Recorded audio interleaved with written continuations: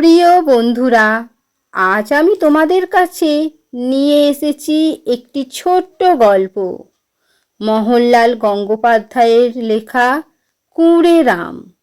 গল্প পাঠে আমি রূপা। চলুন শুরু করা যাক।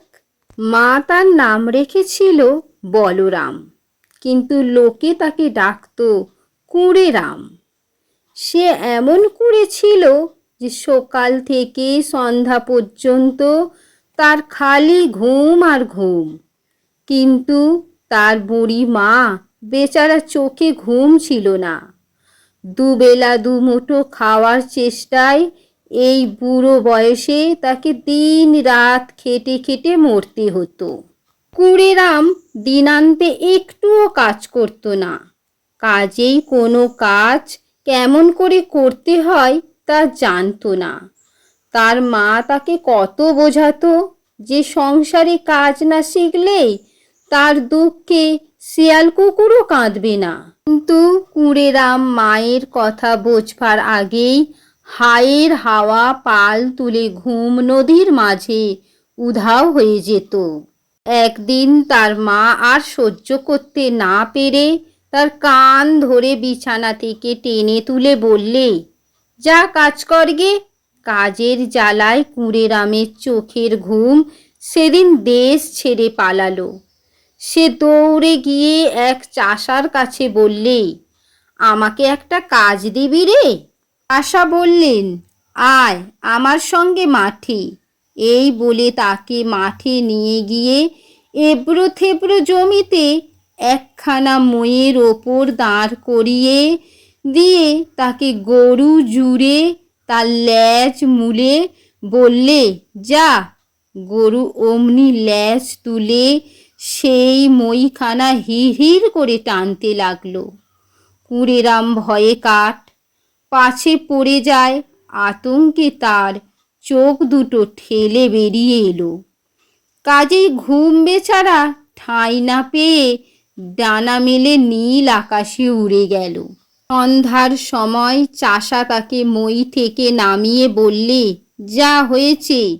এই বলে তাকে 1 আনা পয়সা দিয়ে বিদায় করে দিলে। কুঁড়েরাম আজ পর্যন্ত কখনো হাতে পয়সা পায়নি। সেই জন্য পয়সা কি করে রাখতে হয় জানে না। বাড়ি ফেরার পথে কখন একবার ঢুলুনি এলো, আর সেই ঘুমের অন্ধকারে পয়সা 4টে কোথায় যে মিলিয়ে গেল কুঁড়েরাম টেরও পেল না। বাড়ি ফিরে এসে মাকে সব কথা বললে। তিনি বললেন, গাধা ছেলে, পয়সা রাখতে হয় ট্যাঁকে, জানিস না? কুঁড়েরাম বললে, ও তাই বুঝি। পরের দিন সকালে তার মা আবার তার কান ধরে টেনে বললেন, যা কাজে যা। সে এক রাখালের কাছে গিয়ে বললেন, ভাই আমাকে একটা কাজ দিবি?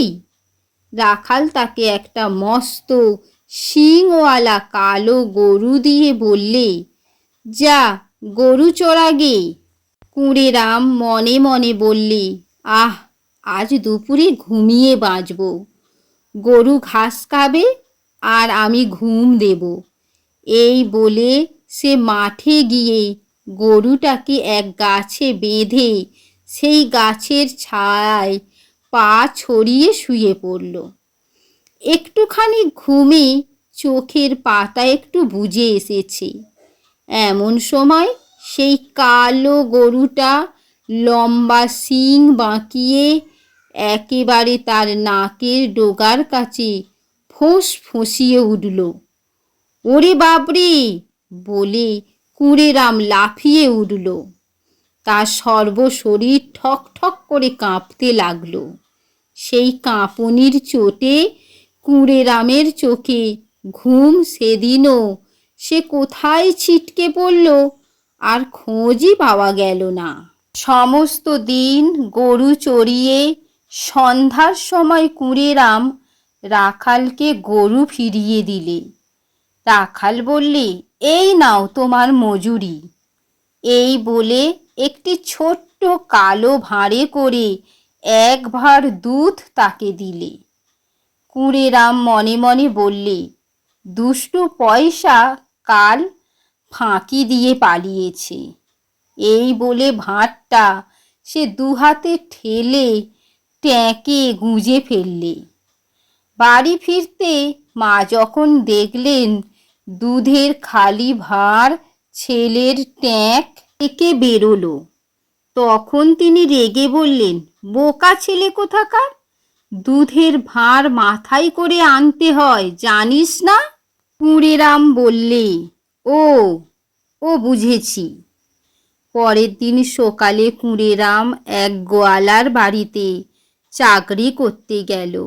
গোয়ালা তাকে দিয়ে সমস্ত দিন ঘোল মাইয়ে সন্ধ্যাবেলায় একতাল মাখন দিয়ে বিদায় করল। কুঁড়েরাম সেই মাখনের গলা হাতে নিয়েই মাথার ওপর রাখলে, যেমন রাখা অমনি গড়িয়ে মাটিতে পড়া। কুঁড়েরাম আবার তুলে মাথায় রাখলে, আবার গড়িয়ে পড়ে গেল। সারা পথ এমনি করতে করতে সে যখন বাড়ি পৌঁছালো, তখন মাখনের তাল একটি ধুলো কাদার তাল হয়ে দাঁড়িয়েছে। মা তাই দেখে রেগে বললেন, উজবুক কোথাকার। কুঁড়েরাম অবাক হয়ে বললেন, কেন, আজ তো মাথায় করে এনেছি।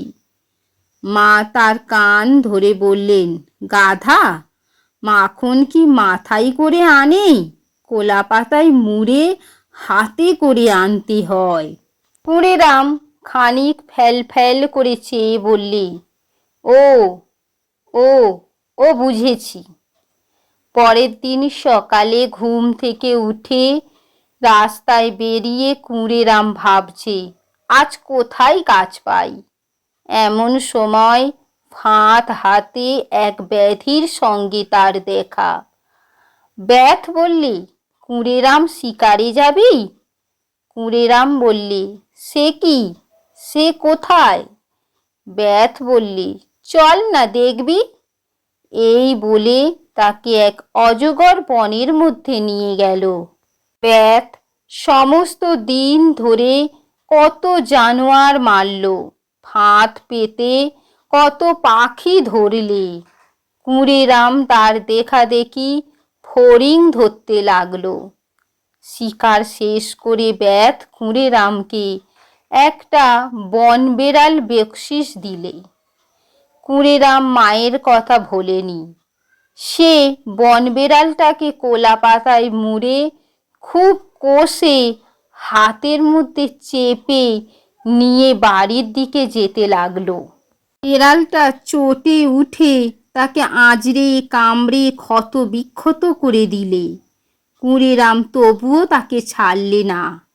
মনে মনে ভাবলে, আজ ঠিক নিয়ে যাচ্ছি, আজ আর কেউ আমাকে কিছু বলতে পারবে না। কিন্তু সে যখন হাতময় রক্ত মেখে বাড়ি পৌঁছালো, মা তখন বললেন, তুই একটা আস্ত বাঁদর, বেড়ালকে কি কখনো অমন করে আনে? গলায় দড়ি বেঁধে হির হির করে টেনে আনতে হয়।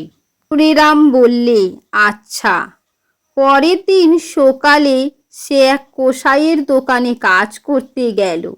সমস্ত দিন কাজ করার পর কসাই তাকে একটা মস্ত পাঁঠার মুড়ি দিয়ে বিদায় করলেন।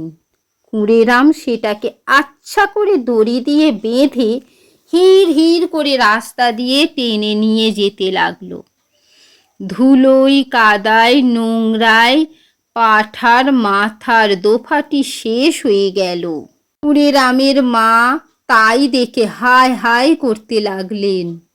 বললেন, বোকা ছেলে, এমন জিনিসটা মাটি করলি, হাতে ধরেনি তো পিঠে করে আনতে পারলি না। এই কথা শুনে কুঁড়েরামের দুঃখ হলো। সে খানিকক্ষণ চুপ করে বসে রইল। তারপর বললে, দেখো, এবার কখনো ভুল হবে না মা। পরের দিন সকালে এক ধোপার কাছে কাজ করতে গেল। সন্ধ্যাবেলা কুঁড়েরাম যখন মাইনে চাইলে তখন ধোপা বললে, কি আর দেব, তুই ওই গোয়াল থেকে একটা গাধা নিয়ে যা। কুঁড়েরাম বললে, আচ্ছা। এই বলে কুঁড়েরাম একটা গাধা নিয়ে তাকে পিঠের ওপর তুলতে গেল। গাধা কিছুতেই উঠবে না, কুঁড়েরামও কিছুতেই ছাড়বে না। এমনি অনেকক্ষণ ধস্তাধস্তি করে তাকে ঘাড়ের ওপর চড়িয়ে তবে ছাড়ল। গাধা যতবারই লাফিয়ে লাফিয়ে পড়ে, কুঁড়েরাম ততবারই তাকে টেনে টেনে পিঠের ওপর তোলে। এমনি করে গাধার পিঠে না চেপে গাধাকে নিজের পিঠের ওপর চাপিয়ে সে রাস্তা দিয়ে চলতে লাগলো। এমন সময় এক রাজকন্যা রাজবাড়ির জানালার ফাঁক দিয়ে তাই দেখে হো হো করে হেসে উঠল। তার হাসি আর থামেই না।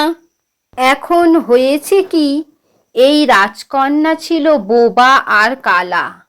খুব একটা ভারী অসুখ হয়ে তার মুখ আর কান বন্ধ হয়ে যায়। হাকিম বলেছিল, কেউ যদি তাকে হাসাতে পারে তাহলে ওই বন্ধ মুখ আবার খুলবে।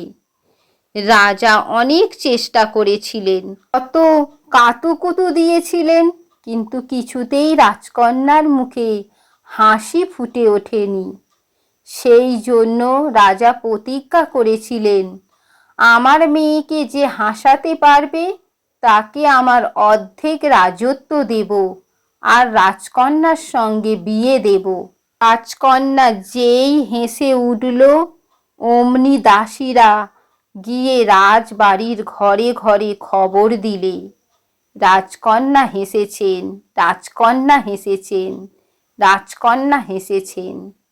সেই শুনে রাজা ছুটে এলো, রানী ছুটে এলেন, রাজপুত্র ছুটে এলেন, সঙ্গে সঙ্গে মন্ত্রী এলেন, পাত্র মিত্র সবাই এলেন। রাজার আনন্দ দেখে কি, তিনি তক্ষুনি কুঁড়েরামকে ডেকে রাজকন্যার সঙ্গে বিয়ে দিলেন, অর্ধেক রাজত্ব দিলেন। তারপর হলো কি না, কুঁড়েরামের মনের সুখে ঘুমাতে লাগলেন, আর তাকে কাজের চেষ্টায় ঘুরতে হলো না। কোনো জিনিস কেমন করে বইতে হয় তার জন্য কোনো মাথা ব্যথা রইল না। এখন শত শত দাস দাসী সদাই হুজুরে হাজির, কোনো জিনিস নিজের হাতে তুলে ধরার জো নেই। বন্ধুরা, গল্পটি কেমন লাগলো অবশ্যই তোমরা কমেন্ট করে জানাবে। যদি ভালো লেগে থাকে তাহলে একটা লাইক, কমেন্ট ও শেয়ার করবেন।